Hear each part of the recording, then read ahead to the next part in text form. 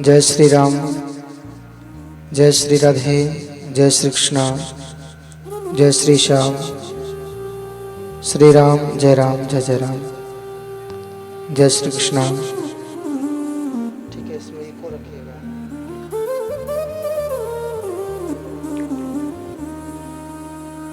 हरि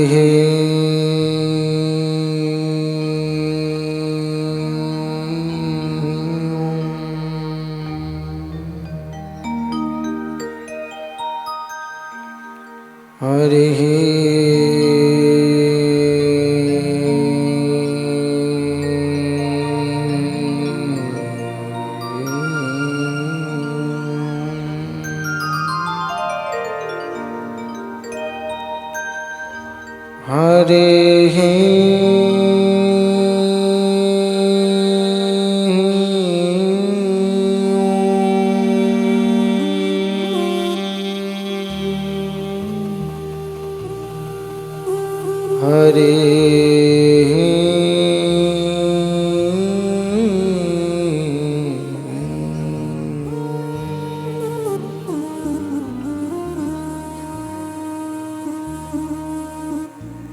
नागेन्द्रहाराय त्रिलोचनाय भस्मांगरागाय महेश्वराय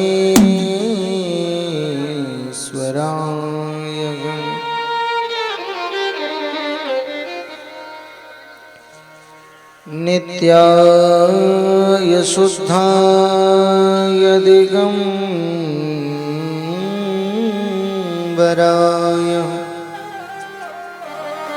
तस्मै नकाराय नमः शिवाय।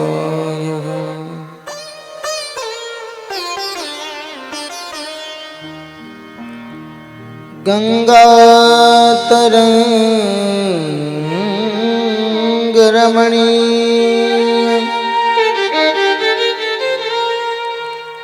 जटाकलापम्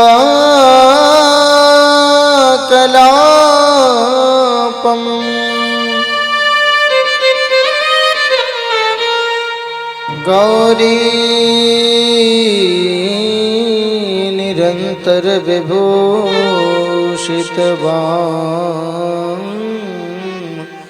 भागम् नारायण प्रियमदङ्गमदापहारम् वाराणसी पुरपतिं भज विश्वनाथम्।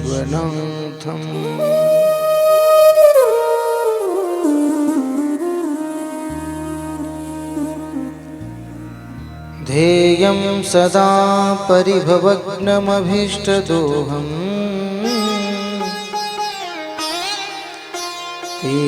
तीर्थास्पदं शिवविरञ्चनुतं शरण्यम्। भृत्यार्तिहं प्रणतपालभवाब्धिपूतम् वन्दे महापुरुषुते शरणारविन्दम्।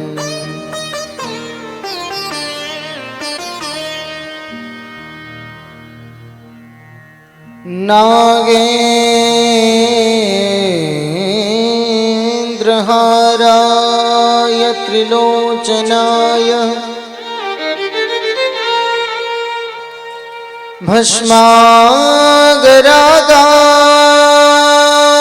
महेश्वराय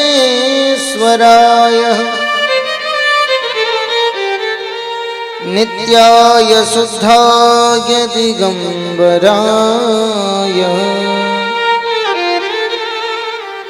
तस्मै नकाराय नमः शिवाय।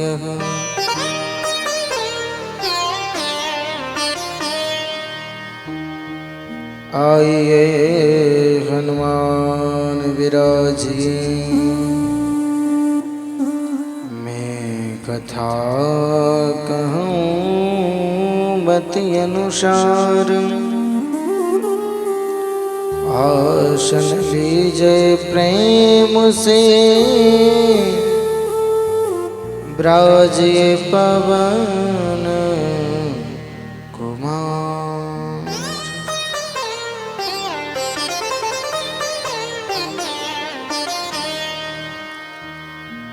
बोली सद्गुरुदेव भगवान की जय। शंकर भगवान की जय। बांके बिहारी लाल की जय। राधा रानी सरकार की जय। सभी संत समाज की जय। वीर बजरंगबली हनुमान जी महाराज की जय। एकादशी मैया की जय। स्थान देवता की जय। ग्राम देवता की जय। जय जय श्री राधे, जय जय श्री राधे, जय जय श्री राधे। नमः पार्वती पते, हर हर महादेव शंभो।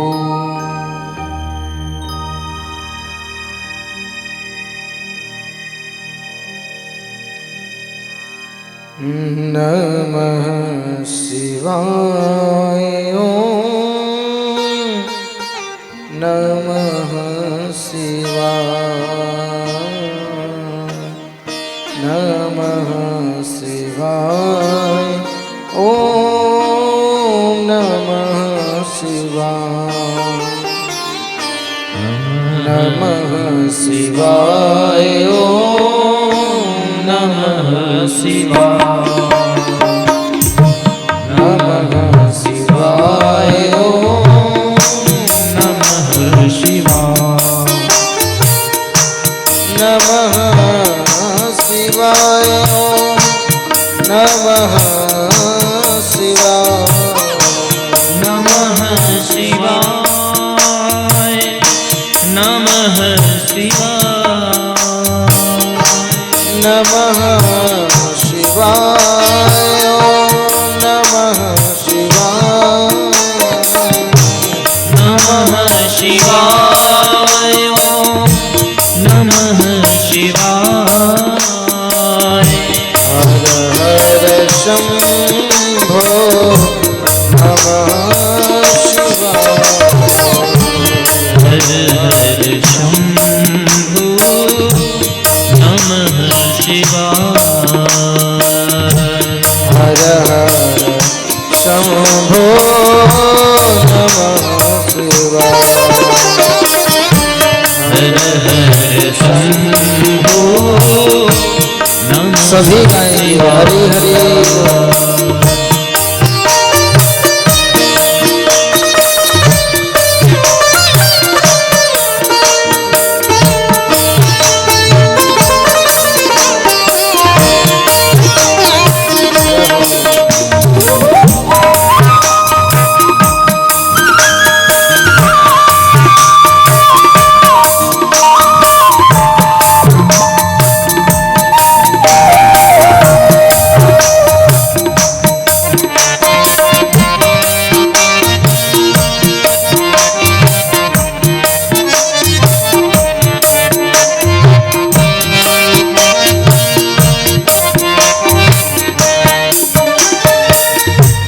नमः शिवाय ओम शिवाय नमः शिवाय नमः शिवाय। सभी जानेंगे भगवान नाम संकीर्तन लेने से मन और वाणी हमारी दोनों ही पवित्र होती हैं। तो समस्त भक्तगण अपने हाथों से ताली बजाते हुए मुखार बंद से भगवान भोलेनाथ का नाम उच्चारण करें। नमः शिवाय नमः शिवाय नमः शिवाय नमः शिवाय। हर हर शंभो नमः शिवाय हर हर शंभो नमः शिवाय। हर हर शंभो हर हर शंभो नमः शिवाय। गंगाधराय भोले गंगाधराय गंगाधराय भोले गंगाधराय गंगाधराय भोले गंगाधराय गंगाधराय भोले गंगाधराय। नमः शिवाय भोले नमः शिवाय नमः शिवाय भोले नमः शिवाय। हर हर शंभो नमः शिवाय हर हर शंभो नमः शिवाय।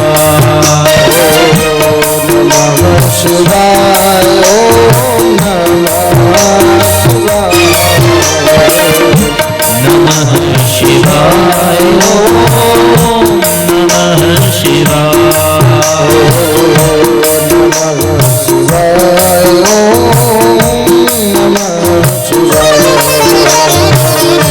नमः शिवाय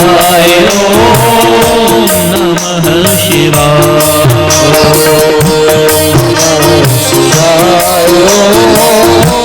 नमः शिवाय नमः शिवाय नमः शिवाय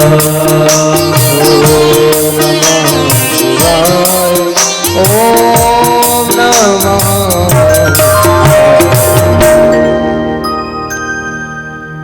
हर हर महादेव शंभो।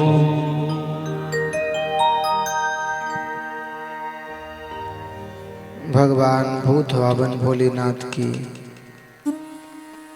दिव्य सुंदरमयी श्री शिव महापुराण का हम और आप सभी रसास्वादन करने के लिए विराजमान हुए हैं। यह जीवन है अनमोल काम कुछ ऐसा कर जा। यह जीवन है अनमोल काम कुछ ऐसा कर जा। लेकर गुरु से ज्ञान यार तू भव से तर जा। अपने घट में बैठ निरंतर नहीं किसी के घर जा। अपने घट में बैठ निरंतर नहीं किसी के घर जा। सीता राम नाम सुमिरन कर इस भव सागर से तर जा। भगवान भूत भावन भोलेनाथ की दिव्य मंगलमयी सुंदर शिव महापुराण का हम और आप सभी रसास्वादन करने के लिए विराजमान हुए हैं। आज प्रथम दिवस और प्रथम दिवस की जैसी व्यवस्थाएं होती हैं उस अनुसार विलंब होना तो महाराज अनिवार्य है। और वैसे भी आज की जो कलश यात्रा रही वो भी विशाल रही। 1 बजे से लेकर के महाराज 5 बजे तक पूरी एक बार की तो कथा हो ही गई। तो हमारी बहुत सी माताएं तो बेचारी खा पी के आज सो गई होंगी, बोले कल से जाएंगे, आज की छुट्टी करो। पर फिर भी जो माताएं आई हैं उनके लिए बारंबार साधुवाद। हमारे भाई बंधु भी जो आए हैं उनके लिए भी बारंबार धन्यवाद। अच्छा, आप लोग इतने कदम चल के आए, इतना भ्रमण किया, उसका कोई लाभ मिला कि नहीं मिला? क्या लाभ है इसका, कुछ पता है? हमारी माताएं जो कलश यात्रा में सम्मिलित होती हैं, कन्याएं कलशों को लेकर के अपने शीश पर धारण करके पूरा नगर भ्रमण करती हैं। और एक सुंदर हमें दृश्य देखने को मिलता है। जो हमारे जजमान बनते हैं वो तो महाराज एकदम सुपर फास्ट रेलगाड़ी की तरह भागते हैं बेचारे। हाँ, कभी इस द्वारे पर, कभी उस द्वारे पर, कभी इस मकान पर, कभी उस मकान पर। जिम्मेदारी रहती है महाराज, कोई घर छूट ना जाए। और ये सब लोगों का प्रेम है, क्योंकि प्रेम से भगवान खिंचे चले आते हैं। भगवान कहते हैं ना, भाव का भूखा हूं मैं, भाव ही बस सार है,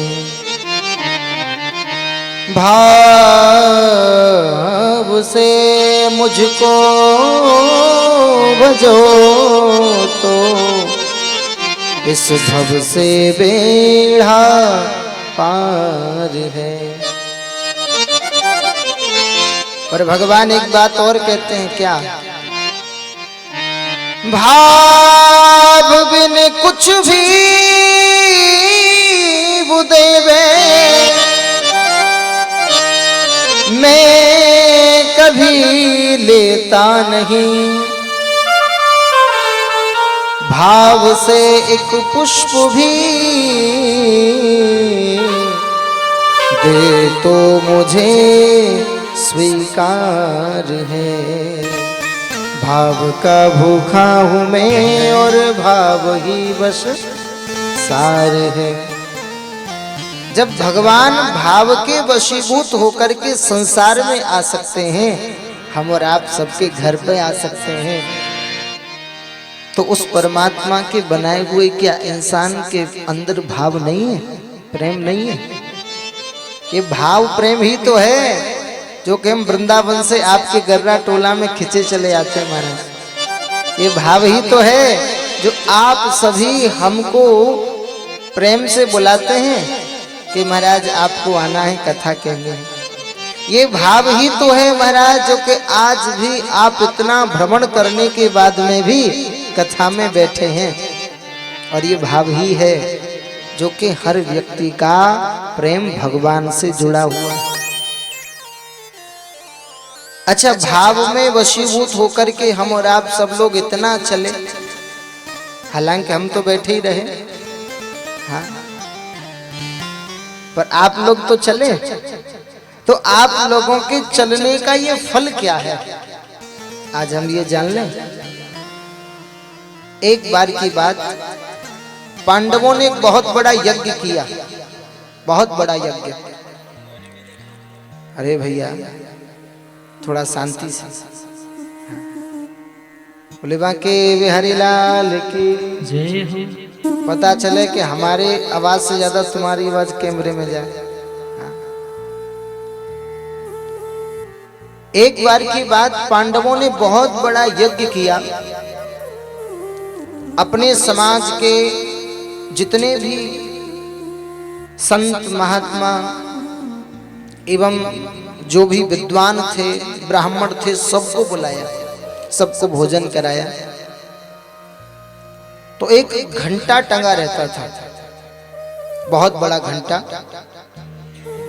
उस समय पर यह मान्यता हुआ करती थी, जब कोई यज्ञ संपन्न हो जाता तो किसी से पूछने की आवश्यकता नहीं थी कि भैया हमारा यज्ञ पूरा हुआ कि नहीं हुआ, संपन्न हुआ कि नहीं हुआ।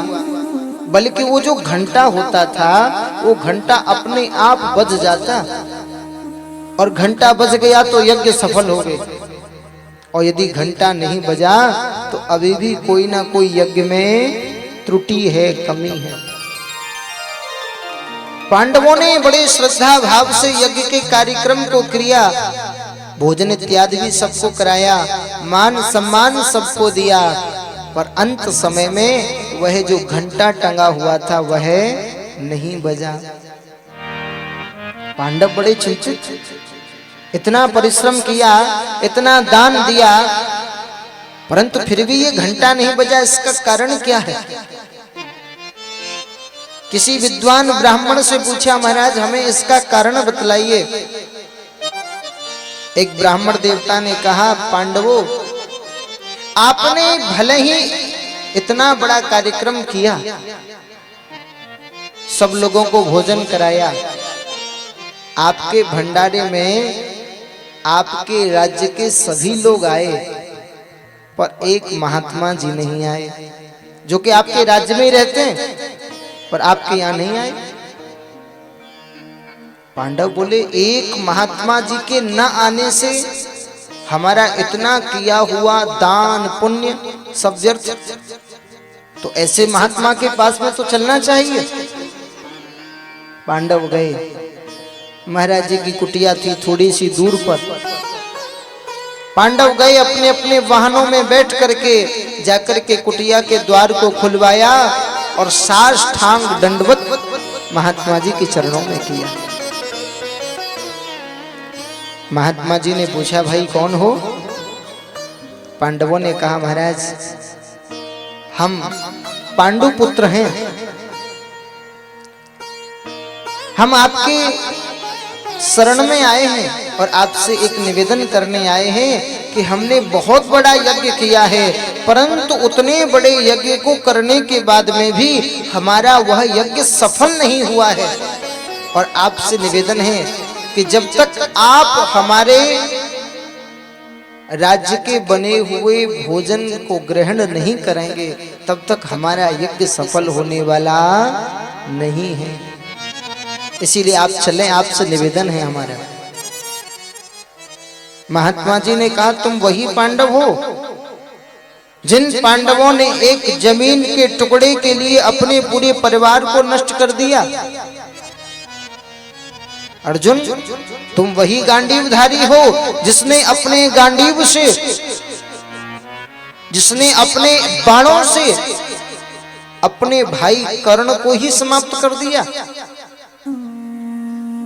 क्या तुम वही पांडव हो जिनके द्वारा द्रोणाचार्य, कृपाचार्य, पितामह भीष्म इन सब का वध हुआ? ऐसे व्यक्ति के यहां मैं भोजन करने नहीं जाऊंगा, चले जाओ, तुम्हारा भोजन मैं ग्रहण नहीं करूंगा। अब पांडव बेचारे बड़े निराश लौट करके आए, आकर के जैसे ही सबको बताया कि महात्मा जी भोजन करने के लिए नहीं आ रहे हैं, तो भैया पूरे राज्य में सन्नाटा सा फैल गया, सब बड़े उदास हो गए। द्रौपदी जी के पास में जब ये खबर पहुंची तो द्रौपदी जी ने कहा कि मैं जा रही हूं, और द्रौपदी जी ने महात्मा जी की कुटिया के तरफ चलने का विचार किया तो ना तो कोई पालकी ली, ना कोई रथ लिया, ना ही कोई साधन लिया, बल्कि अपने ही चरणों से पैदल पैदल चल करके महात्मा जी की कुटिया के पास में गए। पहुंची, जाकर के महात्मा जी को प्रणाम किया। महात्मा जी ने पूछा, कौन? महाराज मैं पांडवों की पत्नी द्रौपदी आपसे निवेदन करने आई हूं कि आप हमारे यहाँ पर चल करके भोजन प्रसाद ग्रहण करें। जब तक आप हमारे यहाँ नहीं पहुंचेंगे तब तक हमारा यज्ञ सफल नहीं हो सकता है। आपसे निवेदन है, आप चलिए। महात्मा जी ने कहा, मैं नहीं जाऊंगा। बोले, महाराज तो कोई कारण या फिर कोई इसका हल तो होगा, कोई दोष भी हुआ है तो उसका हल भी होगा, कोई उपाय तो बताइए महाराज। महात्मा जी ने कहा, तो ठीक है, यदि तुम हमें कुछ देना चाहती हो, यदि हल निकालना चाहती हो, तो हम एक वस्तु तुमसे मांगते हैं। कौन सी? बोली हम 1 करोड़ यज्ञों का फल तुमसे मांगते हैं। 1 करोड़ यज्ञों का फल तुम हमें दो, तब हम तुम्हारे यहाँ भोजन करने के लिए चलेंगे। द्रौपदी जी थोड़ी सी संकोच में पड़ गई। 1 करोड़ यज्ञ, महाराज 1 करोड़ यज्ञ करने के बाद में जो फल मिलता है, उस फल को महात्मा जी मांग रहे हैं। और देखा जाए ना, पांडवों के यहाँ पर पहला यज्ञ हो रहा है, जीवन का पहला यज्ञ हो रहा है, और वो भी अभी सफल नहीं हुआ है। तो महात्मा जी ने ऐसा प्रश्न रखा जिसको कि वो दे ना पाए। पर धन्य है द्रौपदी जी के लिए। द्रौपदी जी ने हाथ में जल लिया और जल लेकर के कहा, महाराज आप मुझसे 1 करोड़ यज्ञों का फल मांगते हैं, तो मैं आपको 1 करोड़ यज्ञों का फल प्रदान करती हूँ, ये मेरी तरफ से। महात्मा जी ने कहा, द्रौपदी क्या कह रही हो, पहले सोच तो लो। अरे तुम्हारे यहाँ 1 यज्ञ हो रहा है, वो भी 1 यज्ञ मेरे न जाने पर अभी सफल नहीं हुआ है, और तुम मुझे 1 करोड़ यज्ञों का फल प्रदान कर रही हो। कुछ सोच समझ के कह रही हो या फिर वैसे ही? द्रौपदी जी ने कहा, नहीं महाराज, मैं बिल्कुल सोच समझ के कह रही हूँ। महात्मा जी ने कहा, कैसे? क्या तुमने 1 करोड़ यज्ञ कर लिए हैं? द्रौपदी जी ने कहा, हाँ मैंने कर लिए हैं। महात्मा जी ने पूछा, कब?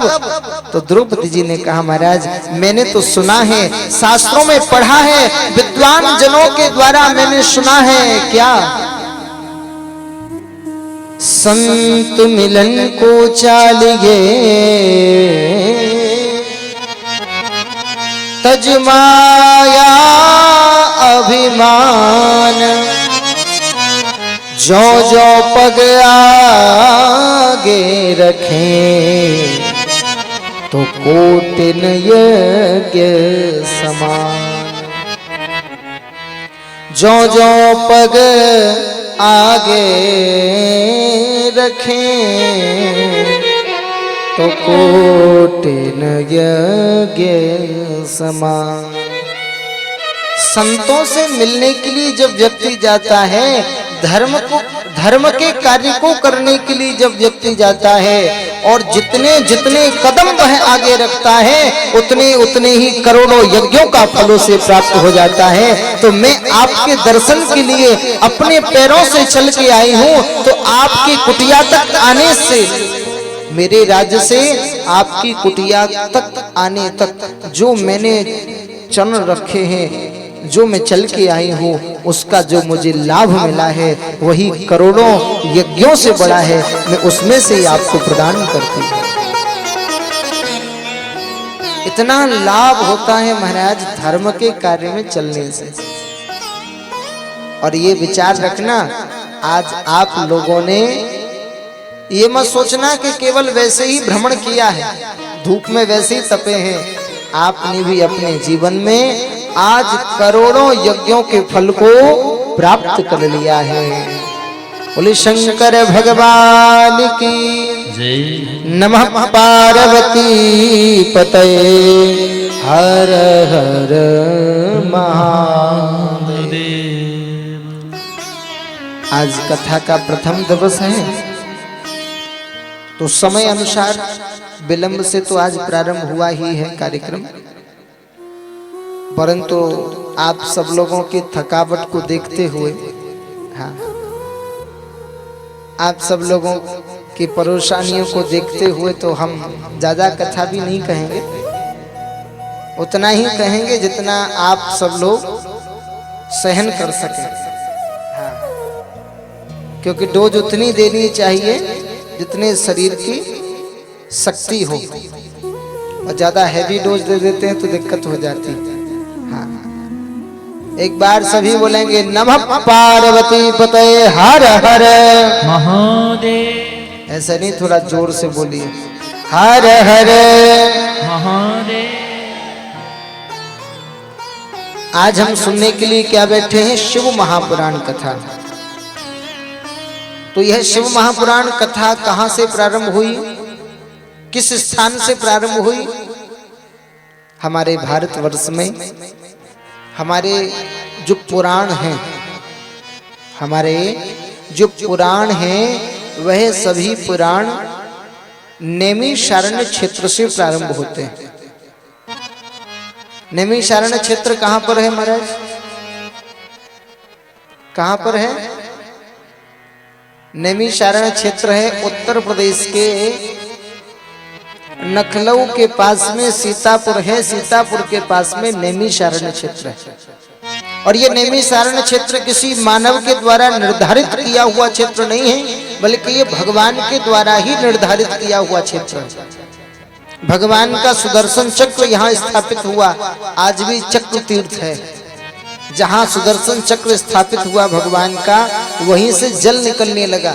और जल भी महाराज कहीं किसी नदी तालाब से नहीं आता है, बल्कि वहीं से उदय होता है और वहीं वहीं घूमता है ऐसे चक्र की तरह। वही चक्र तीर्थ कहा जाता है। नैमिषारण्य क्षेत्र में एक नहीं, दो नहीं, बल्कि 88,000 ऋषि मुनि महात्मा विराजमान हैं। और वहीं पर सूत जी महाराज का भी पदार्पण हुआ। और उन सूत जी महाराज से शौनकादिक ऋषियों ने निवेदन किया, हे सूत महाप्राज्ञ सर्व सिद्धांत विप्रभो, आख्याहि में कथा सारं पुराणानाम विशेषतः। शौनकादिक ऋषियों ने निवेदन किया, हे सूत जी महाराज, आपसे निवेदन है कि आप हमें पुराणों का सार सुनाइए। पुराणों का सार, जितने भी पुराण हैं, इन सभी पुराणों के बाद में भी इन सब पुराणों का सार क्या है? और महाराज सभी पुराणों में विशेषतः क्या है? सबसे विशेष क्या है वो आप हमें बताइए। हम ये आपसे सुनना चाहते हैं। देखिए, हर एक पुराण की एक विशेषता अपने अनुसार निर्धारित होती है। आप यदि अग्नि पुराण सुनेंगे, मत्स्य पुराण सुनेंगे, वाराह पुराण सुनेंगे, पद्म पुराण सुनेंगे, आप यदि अन्य जितने भी पुराण हैं, उन सब पुराणों की जो महिमाएं हैं वो अपने अपने अनुसार है। और ये सब पुराणों की महिमा कल्प भेद के अनुसार है महाराज। जैसे कि एक साधारण प्रकार से समझें, गांव के सभी लोग प्रधान होते हैं कि नहीं होते हैं? प्रधानी कहते हैं आपके यहाँ, सरपंच कहते हैं? सरपंच, हाँ, पटेल साहब भी कहते हैं। तो आपके यहाँ के सब पटेल ही साहब हैं। क्यों? क्योंकि जो पर्चा डाल देता है वो पटेल ही हो जाता है। भैया सब लोगों का समर्थन बन जाए तो कोई भी बन जाए पटेल, कोई भी सरपंच बन जाए। वैसे ही हर एक युग में समस्त देवताओं ने एक देवता को प्रमुख कहा कि भाई इस समय पर हम आपको प्रमुख बनाते हैं। जैसे कि एक समय पर माँ दुर्गा को सबने प्रमुख बना दिया तो माँ दुर्गा प्रमुख हो गई। एक समय पर सबने मिलकर के ब्रह्मा जी को महाराज प्रमुख बना दिया तो ब्रह्मा जी प्रमुख हो गए। परंतु ये जितने भी समस्त देवता हैं, इन समस्त देवताओं के भी जो सारभूत हैं, अर्थात जो महाराज सरपंच से भी ऊपर होते हैं, जैसे कि मुख्यमंत्री से ऊपर प्रधानमंत्री हैं, प्रधानमंत्री से ऊपर भी राष्ट्रपति हैं, तो वैसे ही समस्त देवताओं में जो मूलभूत हैं वो भगवान भूत भावन भोलेनाथ हैं। और शंकर भगवान की, शंकर भगवान समस्त देवताओं के सारभूत हैं। अच्छा, भगवान भोलेनाथ की कथा को सुनने से क्या प्राप्त होता है? आज शौनकादिक ऋषि कहते हैं महाराज ऐसी कथा हो जिससे कुछ जीव को प्राप्त होना चाहिए, क्योंकि बिना फायदे के व्यक्ति कहीं नहीं जाता। कहीं जाता है क्या बिना फायदे के? यदि आप किसी से कहो भैया कथा सुनने चलो, तो वो यही कहेंगे क्या फायदा, कथा सुनने से क्या फायदा।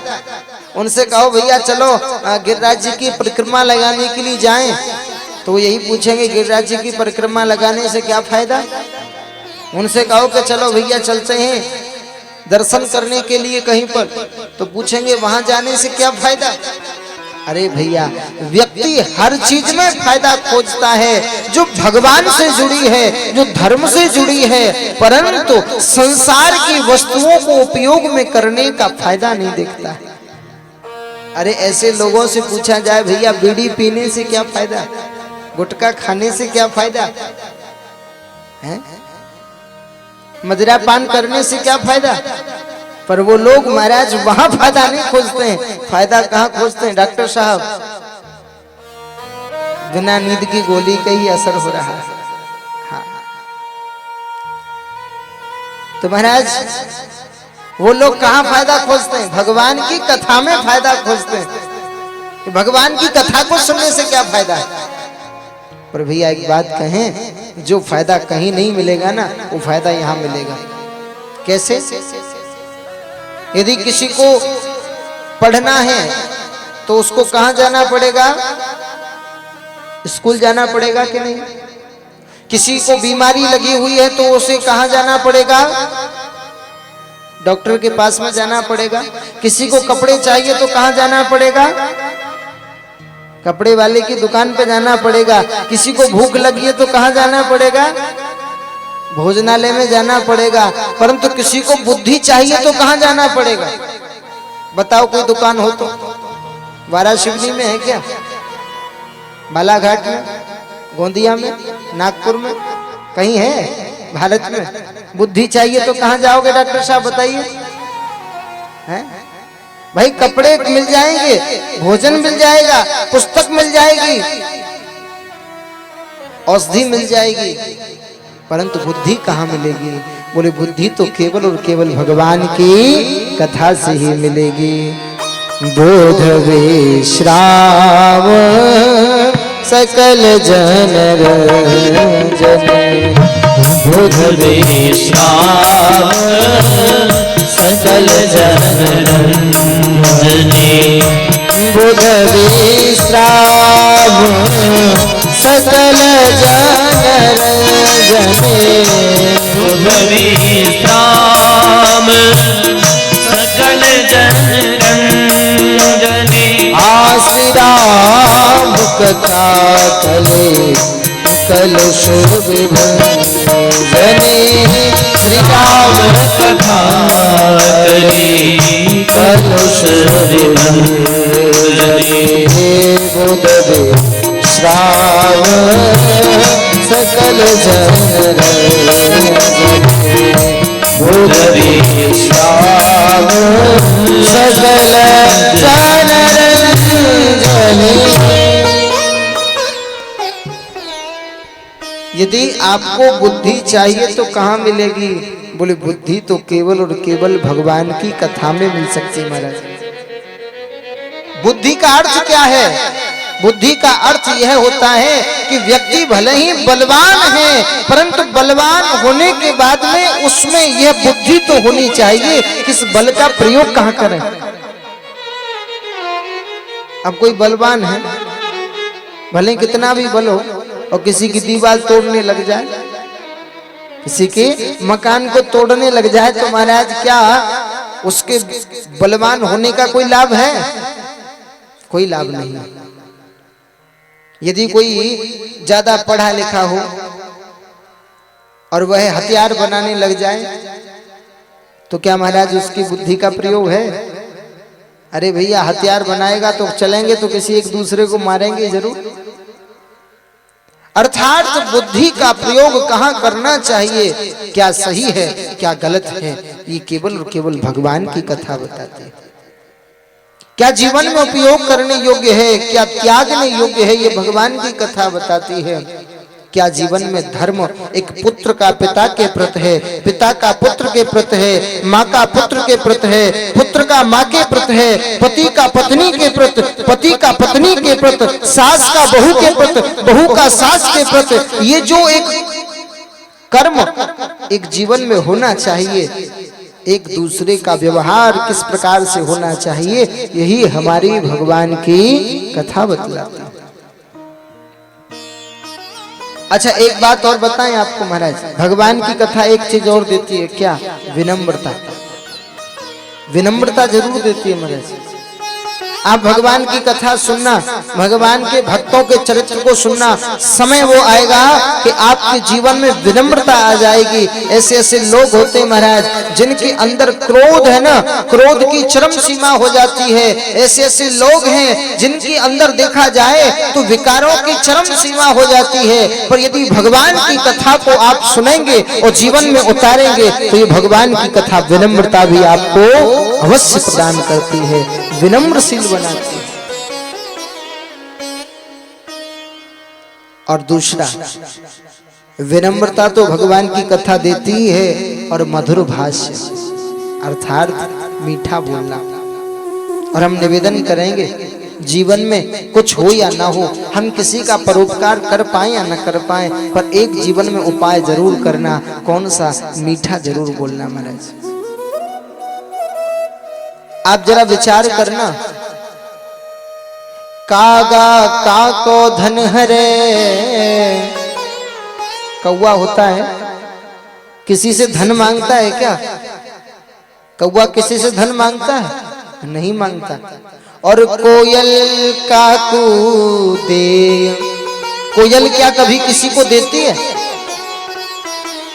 परंतु आप विचार करके देखो, कौवा यदि कहीं काव काव कर रहा हो तो हम कोई कंकड़ लेंगे, उसको मार के भगाएंगे। पर कोयल यदि कहीं बोलने लग जाए तो महाराज यदि चुप भी हो जाती है तो बच्चे उसको बुलवाने के लिए स्वयं कोयल की तरह बोलते हैं, जिससे कोयल दोबारा बोले। इसका अर्थ क्या है?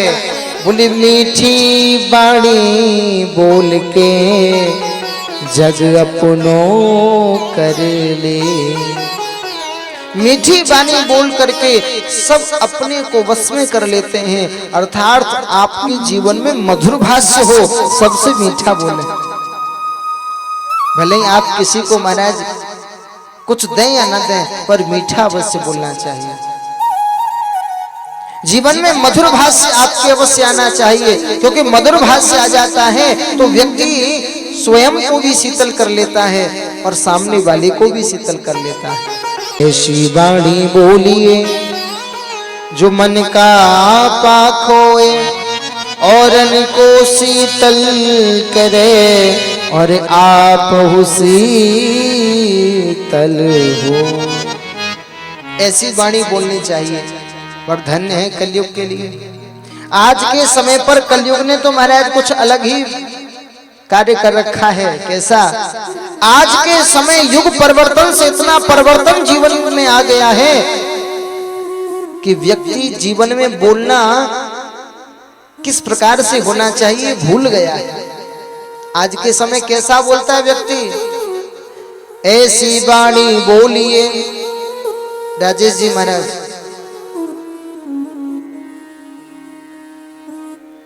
कैसी वाणी बोलिए? ऐसी वाणी बोलिए जो रोज धमाका होए, खुद भी चैन से ना रहे और चैन दूसरे का खोए। आज के समय ऐसा बोलते महाराज कि यदि कहीं झगड़ा ना हो रहा हो तो भी झगड़ा हो जाए, और खुद भी चैन से ना रहो, दूसरे वाले को भी चैन से ना रहने दो। पर हम तो निवेदन करेंगे भैया ऐसा बोलो जिससे कि सामने वाला भी प्रसन्न रहे, आप भी अपने जीवन में प्रसन्न रहे। ये मधुर भाष्य जो है ये भगवान की कथा ही प्रदान करती है। बोले शंकर भगवान की जय। महाराज वर्णन किया गया है, श्री सूत जी महाराज से निवेदन किया कि आप हमें कोई ऐसी कथा सुनाएं जिससे कि जीवन में बदलाव आए, जीवन में व्यक्ति भगवान से जुड़ जाए, जीवन में व्यक्ति का कल्याण हो सके। और तो और महाराज एक निवेदन जरूर है। क्या निवेदन? इतना है, यदि मैया जी के यहाँ जाओगे तो क्या लेके जाना पड़ेगा? चुंदरी लेके जानी पड़ेगी कि नहीं? श्रृंगार का सामान भी लेके जाना पड़ेगा।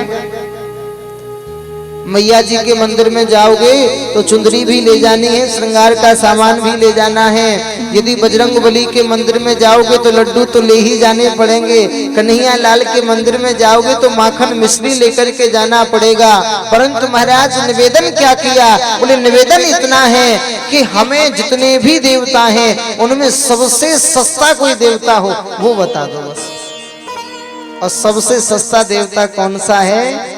एक लोटा जल सारी समस्याओं का हल।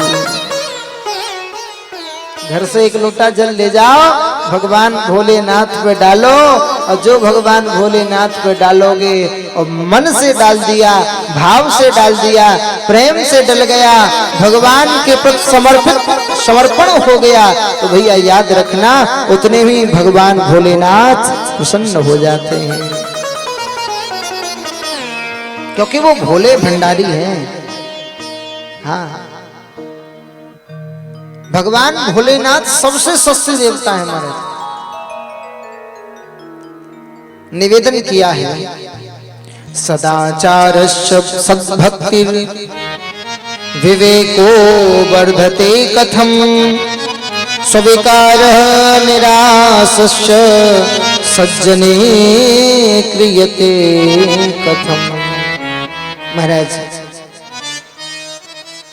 ऐसी कथा होनी चाहिए जो कि वर्धते, विवेको वर्धते कथम, विवेक को बढ़ाने वाली हो, और स्विचार निरासश्च, व्यक्ति के जीवन में निराशाओं का विनाश हो जाए। और सज्जने क्रियते कथम, सज्जनों ने जिस कथा को कहा हो, जीवन में उतारने के बाद में कहा हो, ऐसी कथा सुनाइए। अच्छा एक बात बताओ, हम यदि किसी मेडिकल से दवाई ले रहे हो, हमें कोई बीमारी लग गई हो और हम मेडिकल से दवाई लें, तो जब हम मेडिकल से दवाई लेते हैं उसी समय कोई व्यक्ति कहे कि भैया जो बीमारी तुमको है वही बीमारी हमको थी, पर हमने ये दवा खाई, इसको खा के देखो तुम्हें भी लाभ जरूर मिलेगा। तो जो दवा आप ले रहे हो उतना विश्वास उस पर नहीं होगा, बल्कि जो दवा उस व्यक्ति ने बताई है उस पर आपका विश्वास अवश्य होगा, क्योंकि सामने वाला कह रहा है कि हमने खाई है, हमारा रोग दूर हो गया, तुम भी खाओ, तुम्हारा भी कल्याण होगा। तो आज सौनकादिक ऋषियों ने कहा महाराज ऐसी कथा सुनना चाहते हैं कि जिस कथा से क्या होगा? बोले लोगों ने जीवन में उतारा हो और उसको कहा हो, वही कथा हम सुनना चाहते हैं। जीवाश्चा सुरतां प्राप्तः प्रायो घोरे कलाभिः तस्य संबोधने किंहि विद्यते परमायनम। महाराज इस घोर कलयुग में प्रायः देखा जाए तो व्यक्ति क्या करता है? बोले व्यक्ति के जीवन में आसुरी वृत्ति प्रवेश कर गई है। कलयुग में देखा जाए तो आसुरी शक्ति प्रवेश कर गई है। कैसे? बोले आसुरी शक्ति ने प्रवेश ऐसे किया है कि व्यक्ति हमेशा सोचता है कि हमारा भला हो ना हो, पर सामने वाले का बुरा जरूर हो जाए। हम भले ही बढ़े ना बढ़े, पर सामने वाला या पड़ोसी बढ़ना नहीं चाहिए। ये विचार आज के समय आसुरी शक्ति ने प्रवेश कर लिया है। तो महाराज निवेदन इतना है कि व्यक्ति के अंदर से ये आसुरी व्यक्ति अर्थात ये द्वेष भावना, ये विकार, ये सब नष्ट हो जाए, लुप्त हो जाए, कम हो जाए, ऐसा कोई उपाय बताइए। सूत जी महाराज ने कहा कि आपने जो प्रश्न किया है मैं आपको ये बतलाना चाहता हूं। ये तत्साधनेन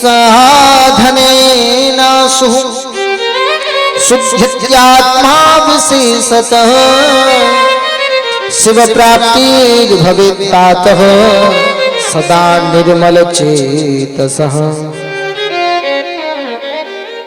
सूत जी ने निवेदन किया कि हे ऋषियों, व्यक्ति के मन को शुद्ध करने के लिए एवं व्यक्ति की समस्त इच्छाओं को पूर्ण करने के लिए मैं आपको ऐसा ही शास्त्र सुनाऊंगा।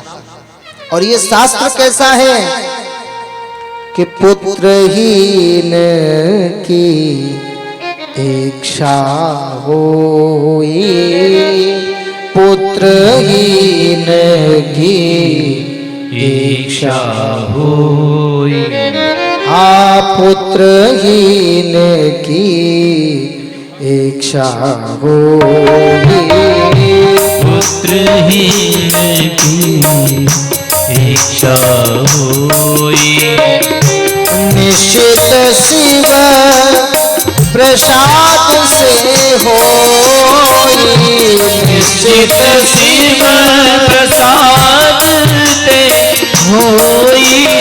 जिस किसी व्यक्ति के यहाँ पुत्र की इच्छा हो, पुत्र नहीं हो रहा हो, तो शिव महापुराण ऐसी है भैया।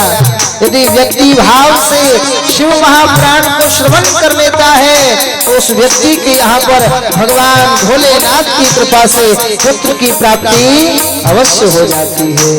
पुत्र की इच्छा होई, पुत्रहीन की इच्छा होई, निश्चित शिव प्रसाद से होई, निश्चित शिव प्रसाद ते होई। हारिया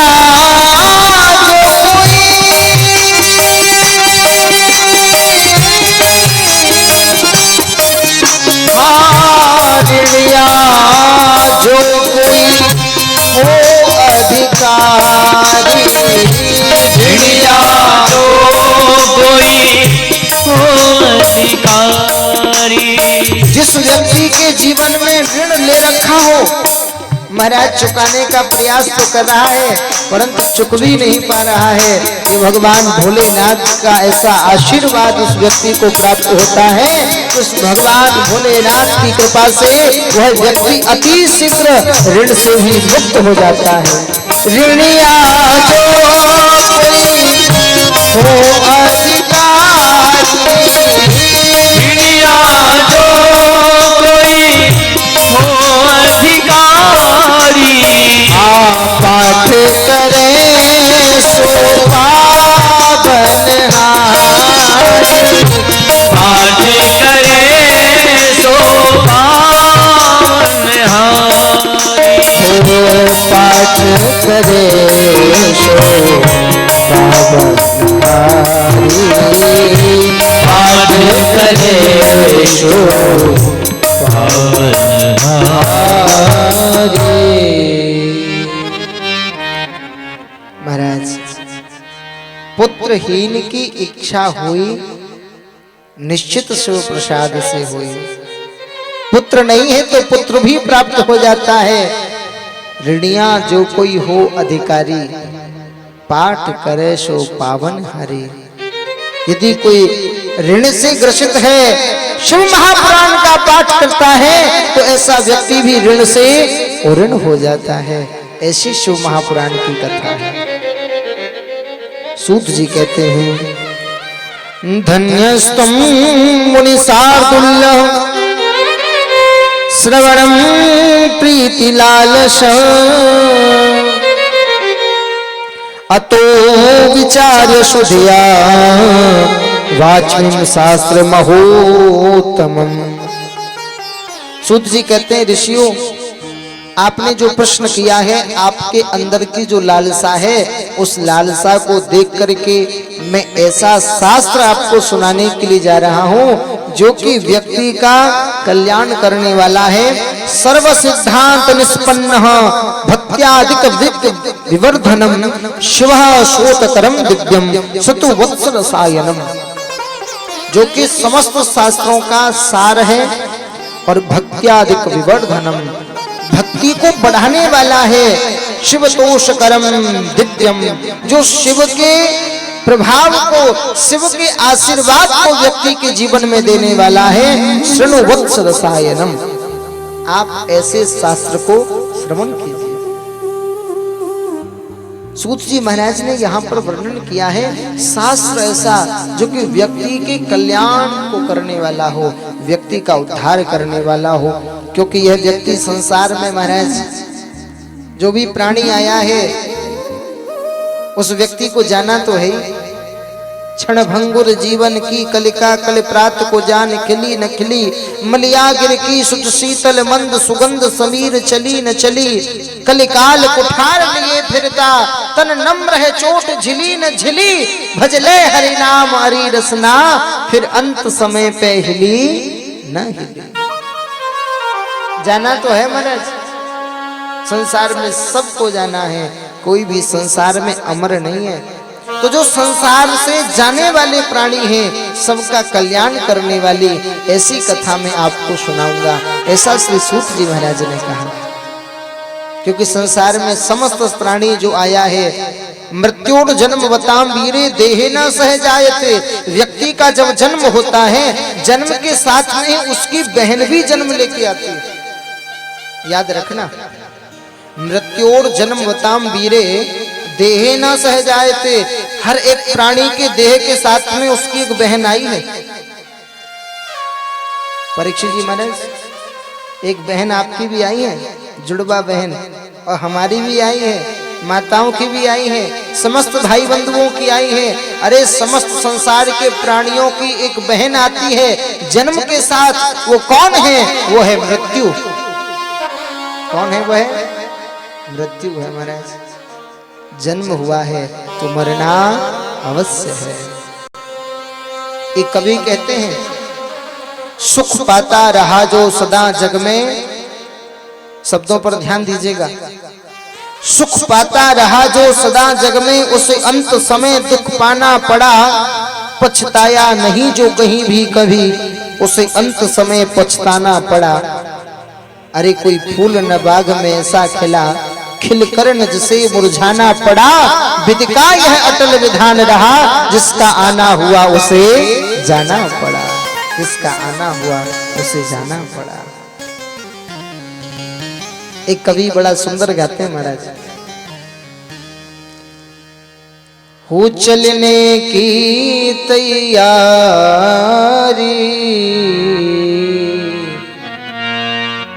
करो रे मन चलने की तैयारी, हो करो रे मन चलने की तैयारी, हो करो रे मन चलने की तैयारी, करो रे मन चलने की तैयारी, चलने की तैयारी, चलने की तैयारी, हो चलने की तैयारी, चलने की तैयारी, हो करो रे मन चलने की तैयारी, करो रे मन चलने की तैयारी।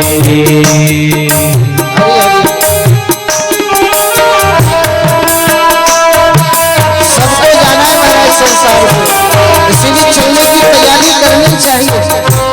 कुछ लेके चले, जिससे कि यमराज पूछे क्या लेके आए, तो कम से कम दिखा तो सके महाराज ये लेकर के आए।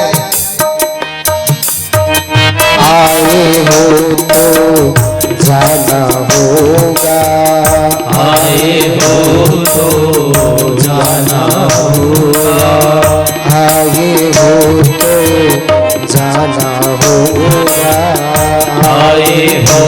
तो जाना होगा, शास्त्र नियम को निभाना होगा, शास्त्र नियम को निभाना होगा। सूरज नित्य प्रत्यय करता है, हाँ सूरज नित्य प्रत्यय करता है, हाँ सूरज नित्य प्रत्यय करता है, सूरज नित्य प्रत्यय करता है, हाँ ढलने की तैयारी करो रे मन, चलने की तैयारी करो रे मन, चलने की तैयारी, ओ चलने की तैयारी, चलने की तैयारी, चलने की तैयारी करो रे मन, चलने की तैयारी करो रे मन, चलने की तैयारी करो रे मन, चलने की तैयारी करो रे मन, चलने की तैयारी। संसार में सूरज प्रातः काल जब उदित होता है ना महाराज, उस सूरज को भी ढलना पड़ता है। चंद्रमा रात्रि में जब उदित होता है तो प्रातः काल होते होते उसको भी ढलना पड़ता है। वैसे ही प्राणी जो संसार में आया है उसे भी एक ना एक दिन ढलना ही पड़ता है।